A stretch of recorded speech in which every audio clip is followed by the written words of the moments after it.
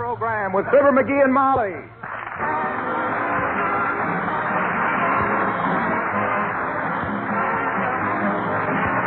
The makers of Johnson's Wax and Johnson's Self-Polishing Glow Coat present Fibber McGee and Molly, written by Don Quinn, with songs by the King's Band and music by Billy Mills Orchestra. The show opens with There's a Great Day Coming Mañana.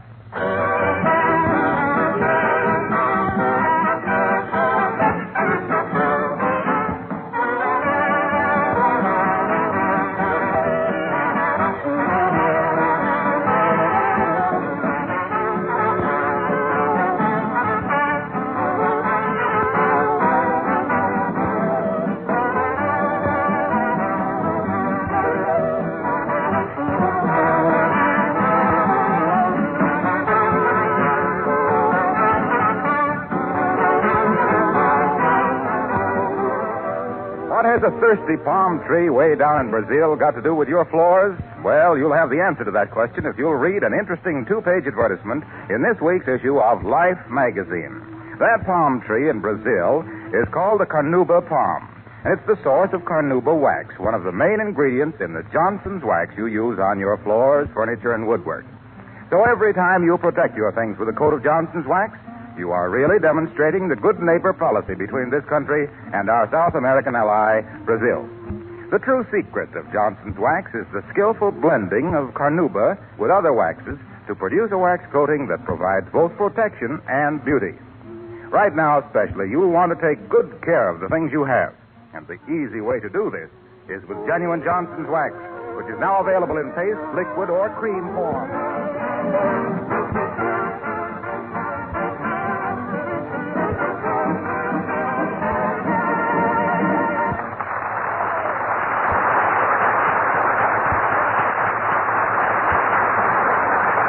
After dinner tonight, while Molly was starting her dishwashing, Fibber suddenly threw down his magazine and dashed out of the house. Why? Well, we refer you to Fibber McGee and Molly.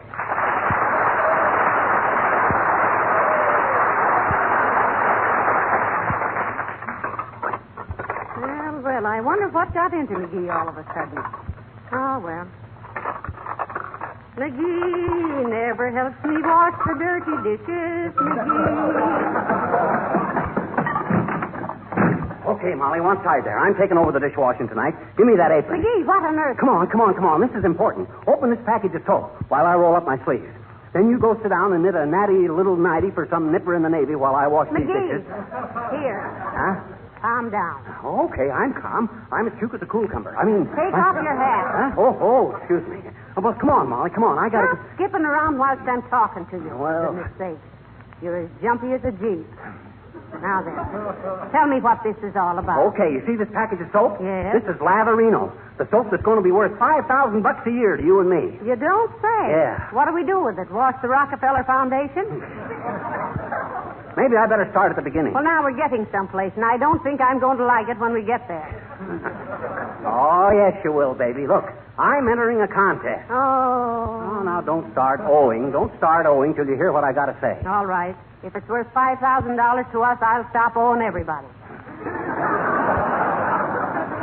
I'll say you will. The Latherino Company is offering a first prize of $5,000 a year for life to the one who tells... In 25 words or less. In 25... Hey, how did you know? Well, this is the 97th contest you've entered, dearie. And any similarity between this one and the other 96 is purely. So go ahead. Well, I just got to tell in 25 words or less, quote, why I like to wash my dishes in Latherino, unquote. Come on, give me that apron. All right, here you are. There. And you're so sweet to wash the dishes for me. If you think I'm sweet now, you wait till I've got $5,000 a year to spend on you. Why, I'm going to buy you the most expensive Irish setter in the country. Irish setter? Yes. I've always wanted a good Irish setter. Haven't you? Yes. I love them so much I married one. All right, McGee, get busy. Okay. First, I pour in a handful of soap. Run some more hot water in the sink, dearie. Okay. Now get that. Boy. Look at that stud. Yep. Hey, this is going to be kind of fun. Well, try doing it 3 times a day for 20 or 30 years, dearie. And the only thing that'll look rosy to you will be your knuckles. Now, let me see. I like to wash my dishes in Latherino because... Because it may bring you $5,000. I'm serious, Molly. I'm really trying to think of a good reason why I like to wash my dishes in Latherino. Well, good luck, Riley.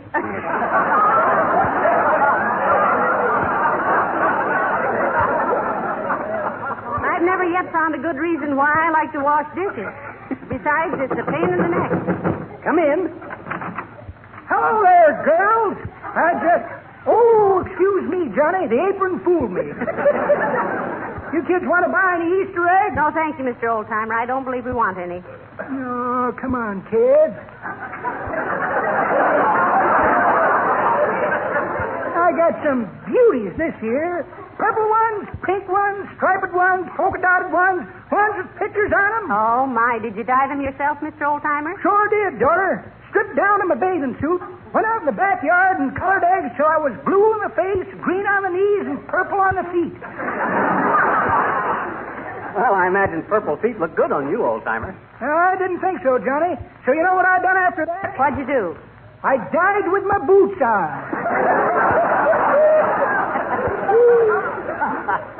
Yeah, you'll be putting your foot in it up to the last, I guess. That's pretty good, Johnny. But that ain't the way I heard it. Wonderful world, or is it? The way I heard it, one feller says to t'other feller, see, he says, what does Mahatma Gandhi want England to do for his country anyway? That's easy, says t'other feller. He wants them to give it back to the Indians. Well, I'll see you later, kids. Sorry I didn't want any Easter eggs. Hey, that's the wrong door, old No, dear, that's the closet door. Oh, no.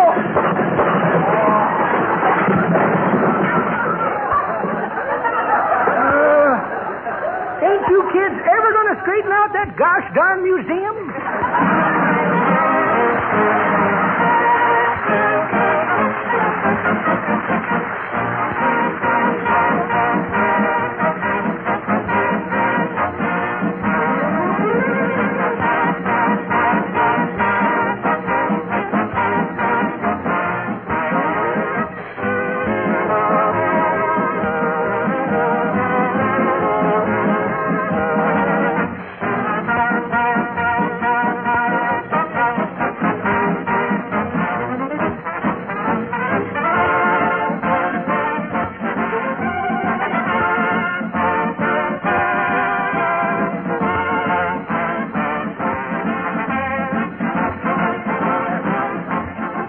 Ladies and gentlemen, take a letter. Take the letter H. General Sherman rightly said war is H, and H is the difference between selling out and shelling out. So get in there today and see how much more you can invest in United States bonds and war stamps. We're all in this war. It's up to us to protect and preserve for our children's children what our fathers' fathers gave us in the Bill of Rights. You listeners in Canada, keep on buying those war-saving certificates. Thank you.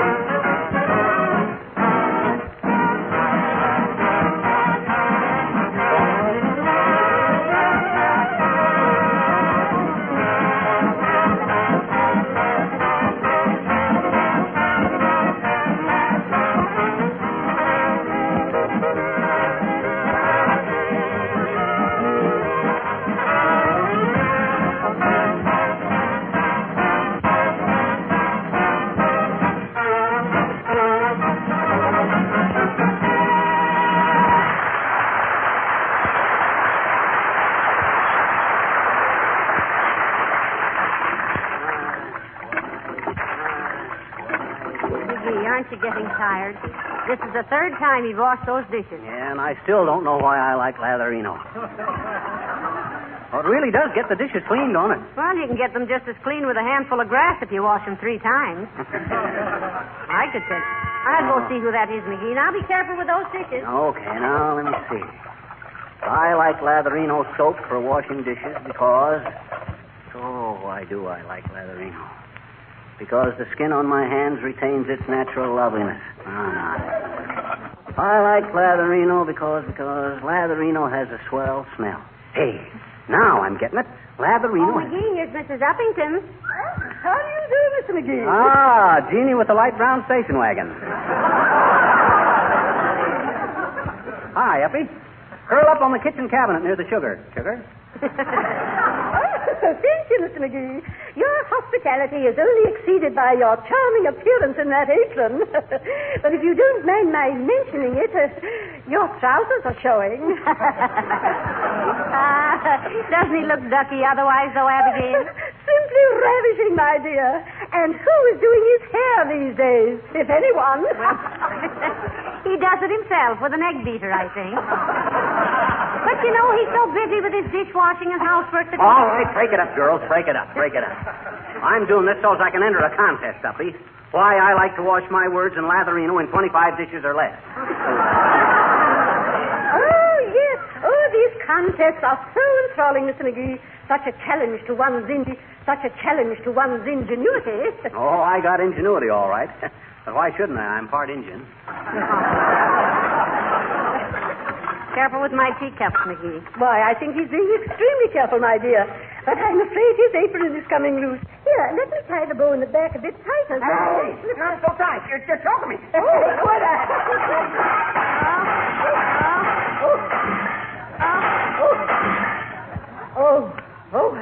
I'm so sorry. Ah, that's all right, Abigail. They were just a lot of old dishes anyway. I'll say they were. Some of them been in Molly's family for 100 years. We were getting pretty tired of them. Sure. When a dish gets to be 100 years old, throw it away, I always say. Oh, but good heavens, I simply feel horrible about this, really. You must allow me to reimburse you for the damage. Oh, no, we won't. Oh, now, no protest. I can well afford it, you know. Oh, yeah, but... No. I shall leave some money on the table in the living room as I leave. No. Oh, now, please don't go with me. I know the way, and I've been embarrassed enough. Goodbye.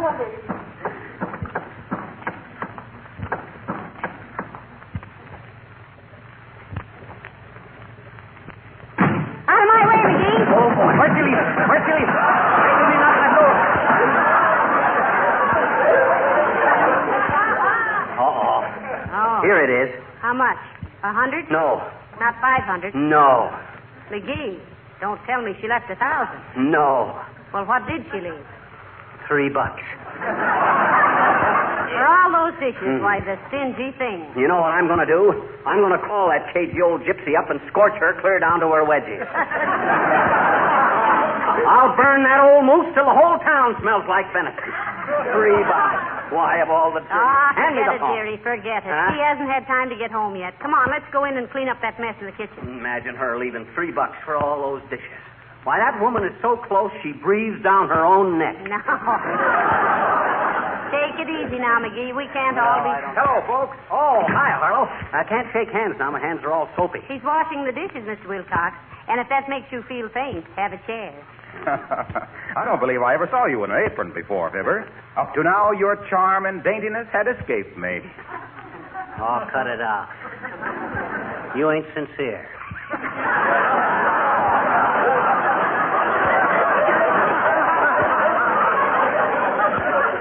I'm entered in a contest. Well, if it's a beauty contest, you'll get one vote from me, pal. In that apron, you... Oh, lay off, will you? I'm just wearing this thing to get into a housewifey mood so as I can answer the question intelligently. And the question is, why do I like to wash my dishes in Latherino? Yeah. And the answer is, quote, I don't, unquote. If I win, Arlo, the first prize is $5,000 a year for life. Well, can't you get an angle on it? Well, I'm on the trail. I think I like to wash dishes in Latherino on account of it's got a swell smell. It's got that tangy, piquant odor of the great outdoors. The pine-scented fragrance of the North Woods. The haunting, memory-laden... McGee. You stole that off the label of my bath salt.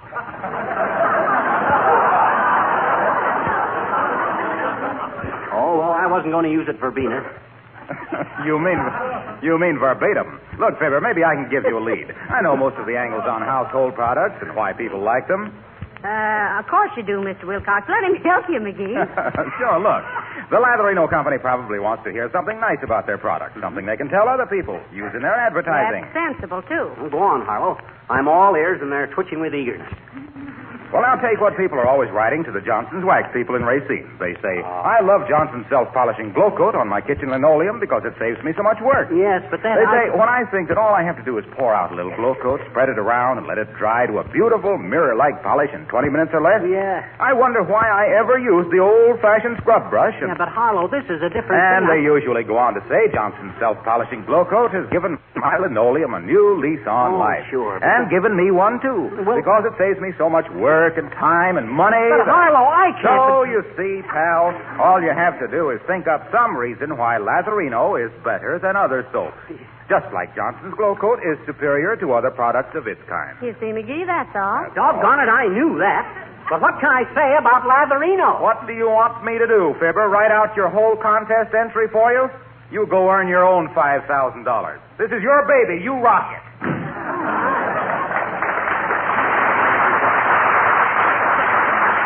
That guy can't think of anything but Johnson's.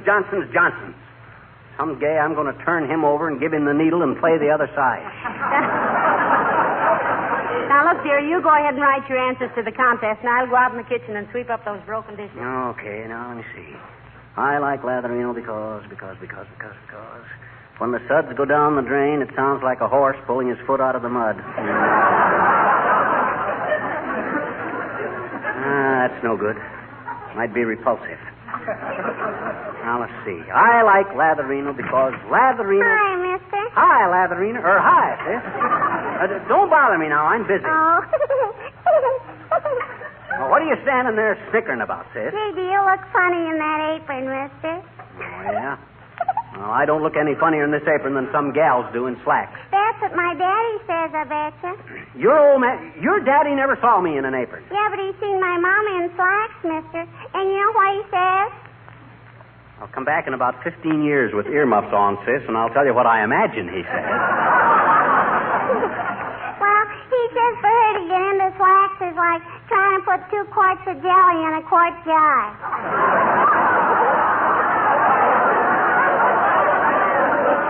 Oh, boy, my mama was mad clear through. And if I remember your mama, sis, that's quite a distance.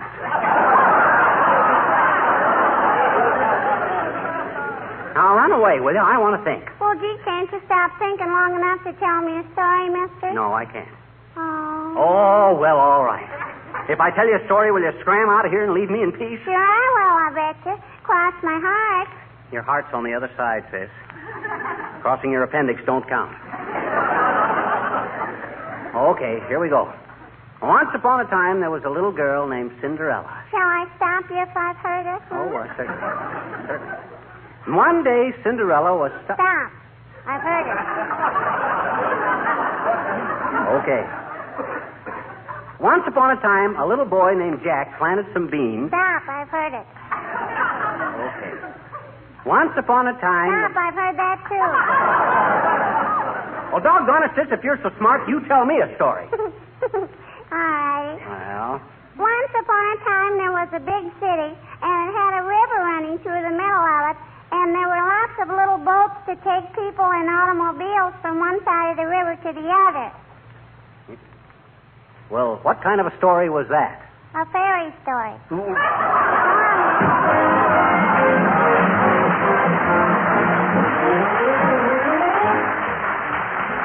The King's Men singing Old Uncle Fudd. In this busy, dizzy, hustling, bustling world, everybody's rushing, pushing, hurrying, scurrying by. All except one sweet, lazy old guy. Old Uncle Fudd was not an ordinary guy, yet he might have been a big millionaire. But he slept until 1, and when his whistling was done, he just never had the time to spare. Old Uncle Fudd was always going to go to work, but it took him just so long to prepare. And most always by then the sun was setting again, so he never had the time to spare. He said he never did believe in hurrying, unless the trout were jumping in the stream, while other folks were busy with their worrying. He was busy working on a dream. He was busy dreaming. Old Uncle Bud is getting close to 93, but he's happy as a bear at the fair. For he's youthful and spry and can't remember to die, 'cause he's never had the time to spare. His cabin didn't even have a porch on it. He was a good-for-nothing, folks did say. But while they all were calling him unfortunate, our Uncle Bud was growing younger every day. Someday I know that Uncle Bud will travel on, and when he walks in to meet St. Peter up there, he'll say, "How are you, Gate? I'm awful sorry I'm late, but I never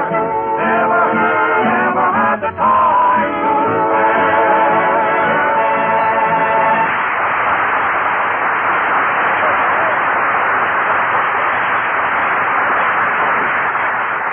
Hey, Molly. Yes, McGee. Run some more hot water over these dishes, will you? I gotta wash them again. Again? For the 4th time? Yep. I still haven't thought of a good reason why I like Latherino. Oh. Now, I like... Come in. Oh, Mayor Latrivia, how do you do? Good day, Mrs. McGee. Hello, McGee. Hi, Mayor. Have a chair. No, thank you. I just stopped in to have a few words with you about your horse. Oh, you mean Lillian. Isn't she sweet, Mr. Mayor? You know, sometimes she seems almost human to me, but then when I realize she can't talk about you behind your back, I realize she isn't. Well, what about Lillian, Latrivia? If you can't say anything nice about her, don't say anything. Lillian's just like a daughter to me, except that she stays home nights. McGee, you're overfeeding that animal. She's much too much overweight. Oh, no, she's just plump, Mr. Mayor. Nevertheless, you're ruining a fine animal. That horse has splendid lines, good blood. I think she comes from racing stock. Yeah? A crumb off the old Seabiscuit, eh? What made you an authority on horses, Latrivia? I knew you ran for office on a promise for stable government, but I thought it was just a stall. Don't you get it, Molly? Yeah, you get it, Latrivia? I says I knew you. Ain't funny, McGee. Indeed it ain't. I mean, it isn't. Okay, don't nag. I used to own racehorses myself, McGee, and this horse of yours reminds me a great deal of one of my animals. One that I once entered in the Derby. In the what? In the Derby. At Louisville. Oh, isn't that where they have the Kentucky Derby every year? That is what I was referring to, Mrs. McGee, the Kentucky Derby. In the winter book, my horse was quoted... In the winter book, eh? Oh, I get it. They run the Derby in the winter and the Derby in the spring. See, Molly, they do that because they McGee, the Derby and the Derby are the same thing. Well, how could they be? The Derby's only run in the spring, so if the Derby is run in the winter... There isn't any Derby. That is, some people use the English pronunciation for Derby. Derby.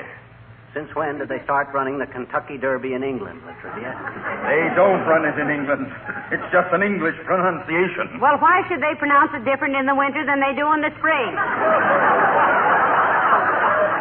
Maybe they get their faces frozen, Molly. If your lips are all stiff from the cold, you can't... I'm trying to tell you that it's merely a matter of choice, whether you pronounce it Derby or Derby. The winter has nothing to do with it. I merely said that my horse, in the winter book... Are you trying to tell us that your horse could read books? No. He was merely quoted. Ah, go on. What did your horse say that was worth quoting? My horse didn't say anything. I'm trying to tell you that my horse was listed in the winter book for the Kentucky Derby. Oh, you mean you took him to England, huh? No, I did not. I have never been in England. You mean you sent that poor horse over there all alone? For shame, Latrivia. How could you... Please, will you let me explain? I had a horse. You had a horse. He was a racehorse. A racehorse. I entered him in the Kentucky Derby, or Derby, as you prefer. Well, which do you prefer? A Derby. Oh, not good enough for the Derby, eh? No. Yes, he was, too. Can't you understand that the Derby and the Derby are the same thing? Well, how can they be? One is in the winter and one is in England. I told you. Let it go. All I came here for was to... I don't know what I came in here for. Good day.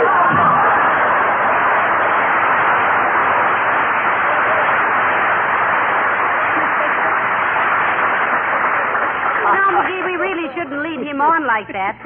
He'll think we're the two dumbest people in town. I like to see him get exasperated. You know, he'd make a swell head of the city government if he didn't have such a swell head. I think he's nice. Yeah, he's nice, but stuffy. Hey, this ain't getting my contest entry ready. Pour some more soap in there, will you? Okay. Now think fast. I am. Now, let's see. I like Latherino for washing dishes because... get a pencil and paper ready, Molly. I want you to be ready now to write down any answer. I'm ready any time, and don't splash any more water on that apron now. I like Latherino because... Well, we're doing a nice business in the kitchen tonight, McGee. Anyway. Come in. Oh, I like Latherino. Hello, folks. Oh, hello, Mr. Wimple. Hey, what's the matter with you, Wimp? Is that a turtleneck sweater you're wearing, or is that your lower lip? Excuse me for looking so mournful, folks, but I've just gotten some bad news. Oh, that's too bad, Mr. Wimple. What was it? I'm all broken up about it. Sweetie Face has been called out of town, and she'll be gone 3 whole days. Oh, what's so sad about your wife leaving town for 3 days? She's taking me with her. Oh, poor Mr. Wimple. Oh, I don't mind, because lately she's been so thoughtful and romantic. Oh. She's even been slipping notes under my door. Oh, isn't that sweet? And what do they say? Oh, they're just mash notes. She says if I don't open the door, she'll mash my head in.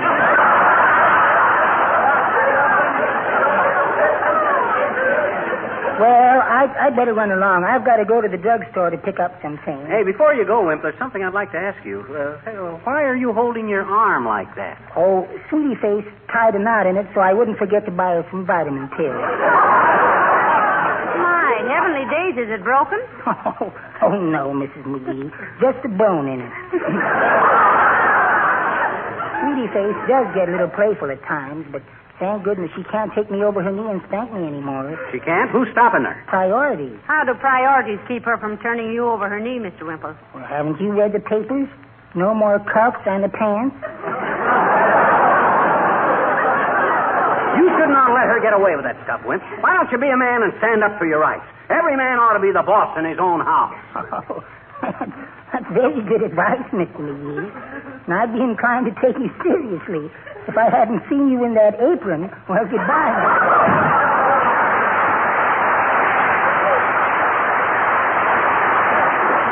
Poor little Mr. Wimple.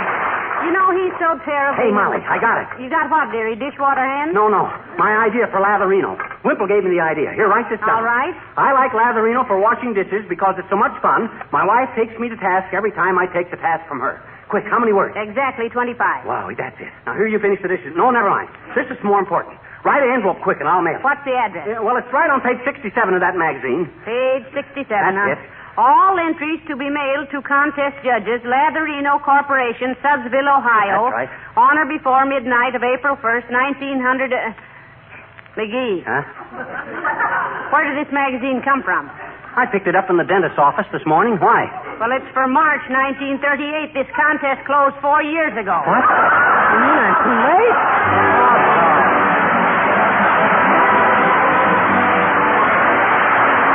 In coming over to the studio tonight, I noticed carefully the cars parked along the street and in the parking lot. It struck me that there are still plenty of car owners who would welcome further information on how to take better care of their cars. Maybe they are saving their tires, but what about the outside of the car, the finish, the paint job? Sure, that needs attention too, and it's about the easiest part of the job with Johnson's Car New available everywhere. Car New, the auto polish that has made a hard job easy, that cleans and polishes in one application, that does 2 jobs at once in quick time. You've probably heard people say your car looks like new when you use Car New. Well, it's true, as you'll realize the first time you use Johnson's Car New on your car. And here's an extra tip. If you want to give longer life to that new showroom shine, protect it against sun and weather, you might apply a little wax after using Car New. But don't delay too long. Hey, Molly, I just called up that dentist and bawled him out for having a 4-year-old magazine in his office. What'd he say? Well, he said he couldn't keep any new ones. Why not? Said people kept stealing them. Well, and what did you say? Good night. Good night, all.